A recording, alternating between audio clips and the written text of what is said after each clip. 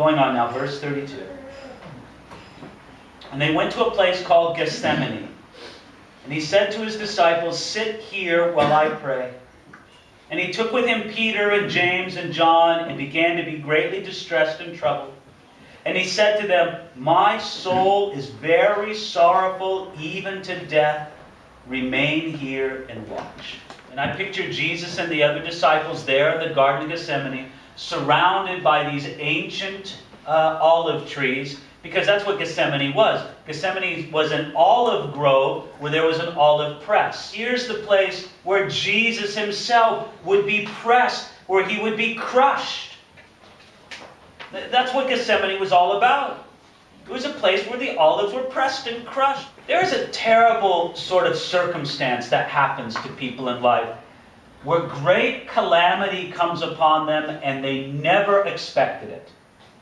Just out of the blue. It's like a thunderbolt comes from the sky. And some kind of pain, some kind of disaster, some kind of thing just opens down upon them. And there's nothing they can do about it. And they feel helpless and trapped and lost in the midst of all of that uncertainty. Different way for someone to suffer. It's where they see the calamity. They see the injury afar off. And they see it coming closer to them step by step. And they have to choose whether or not they will stay in the path of that calamity, in the path of that great suffering, and whether or not they will choose it or not. And that is their great challenge. Now, I want you to know that Jesus' suffering was not as the former, something unexpected out of the blue. It was something of the latter that I have just mentioned to you, where Jesus was confronted with that. He knew exactly where this was going. He knew exactly how this would play out. It said that he began to be greatly distressed and troubled. It says it there in verse 33. And then he says this, "My soul is very sorrowful, even to death." Jesus was distressed at the horror that awaited him on the cross, where he would stand in the place of guilty sinners and receive all the spiritual punishment that sinners deserve. See, I believe something very strongly, that when Jesus looked forward to the cross, what truly horrified him about that was not the physical suffering that he would endure, though that was bad enough. The physical suffering was enough to make even the most courageous man cringe back. But I don't think that that's what was really horrifying to Jesus. What was truly most horrifying to Jesus at that moment was the spiritual suffering that he would endure. What Jesus endured on the cross spiritually was absolutely unmatched. Absolutely. There's nothing that can compare to it. As Paul so powerfully and beautifully wrote in 2 Corinthians 5:21, "He who knew no sin would become sin for us." He suffered things that we don't even know about.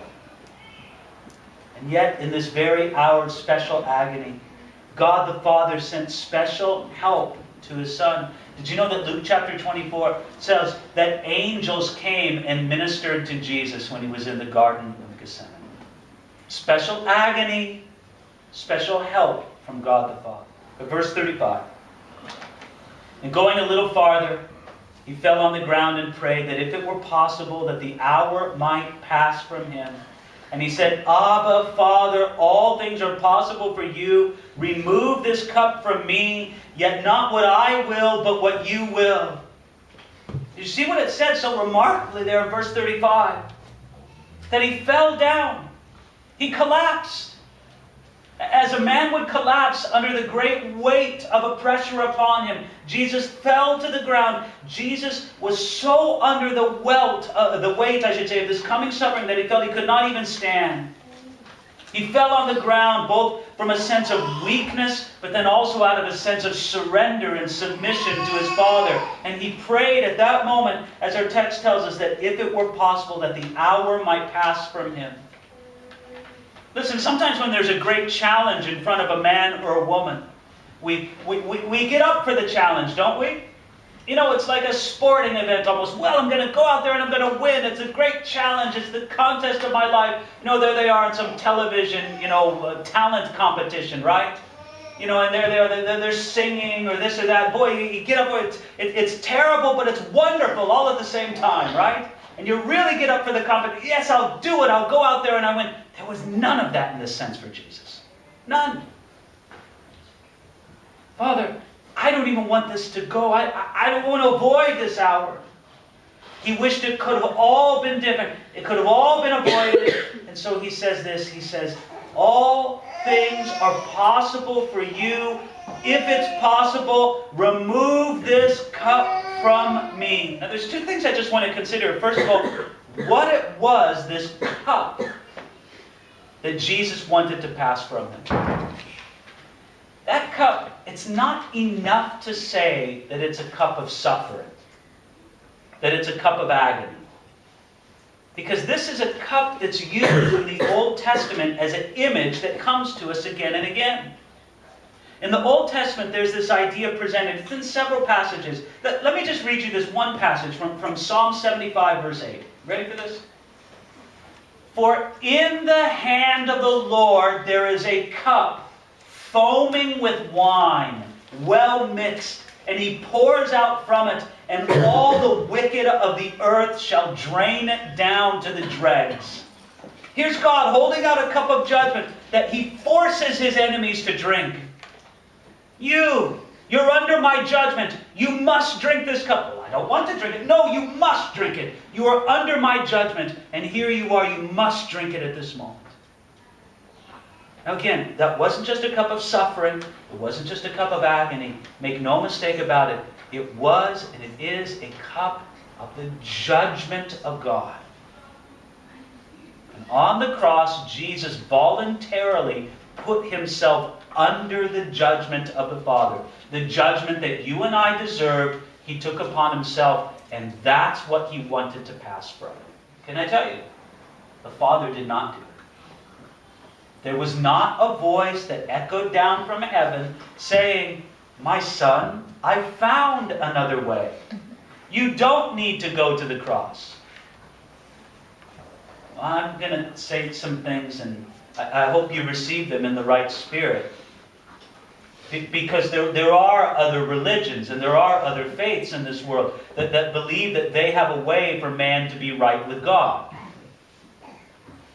And let me say very plainly, I think it's very important in our culture, in our society, that we have tolerance towards people who believe differently than us. The day of persecuting and burning heretics is blessedly past, is it not? Whatever judgment should be given, it's in the business of God to do and not man one bit.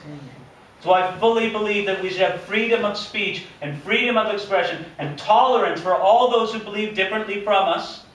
I will presume upon your tolerance for me and take the permission to say that some are correct and some are incorrect.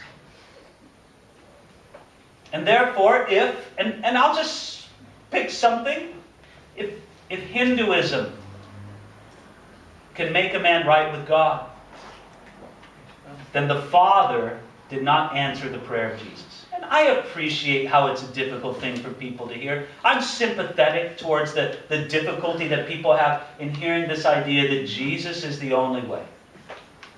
But let me tell you what the alternative is. The alternative to Jesus being the only way is to say that the death of Jesus on the cross was absolutely unnecessary.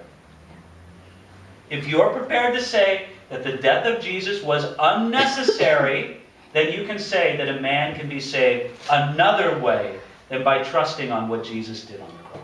I think it can rightly be said that Jesus came to a point of decision there in Gethsemane. It wasn't that he hadn't decided or consented before, but now he had come to a unique point of decision. He drank the cup at Calvary, but he decided once and for all and finally to drink it there in Gethsemane. That struggle at Gethsemane, that place of crushing, it has a very important place in fulfilling God's plan of redemption. If Jesus would have failed in Gethsemane, we can surmise that he would have failed at the cross. But his success here made the victory at the cross possible.